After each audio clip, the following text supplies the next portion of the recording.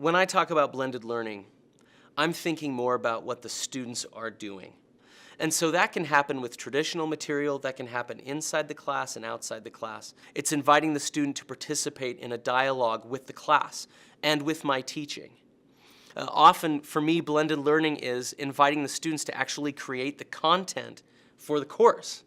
And I kind of have that luxury again because I'm teaching writing and not necessarily a content like biology. It's not just me, it's us and how we're creating an experience together with the material.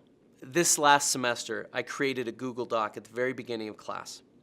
And I had the students use that as kind of a collaborative palette. And what was very interesting about it is the moment I started talking in class, they started writing on the Google Doc. And sometimes I would have it behind me on the screen. And so you'd have this weird Frankensteinian moment where I'm getting immediate feedback on what the students are understanding. And I'm participating in the Google Doc. I can go on there and I can edit it and revise it, add bracketed editorial comments to refine their thinking. So I'm participating in their development and closing the feedback loop instantly. One thing that blended learning does, I think, is it requires them to engage with the reading or the writing, to own it in the sense that they see connections with it. They see how it connects with what we're doing in the class, and they're preparing. They're preparing to share something from the reading and from the writing with other people. The key to owning these materials is to see a reading, to see writing as an opportunity to teach someone else. I am the one in the class that I hope knows the most about this material.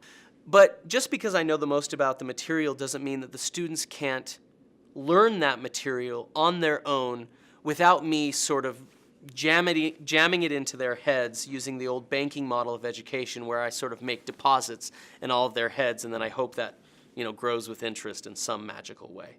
And what I've found is if I've prepared them well enough, they come to class and they knock it out of the park. And it's sometimes surprising to me how effectively they can teach each other the material, how effectively they can begin, especially around mid-semester and towards the end of the semester, how effectively they can actually review each other's work. So when I do peer review at the end of the semester, it is running itself. I've found great value in using blended learning to get students engaged with the material, to own that material, to see that material as something that they're going to then share with other people, and to grow as writers, to grow in their abilities. So at the end of the semester, I don't want them to know things. I want them to be able to do things.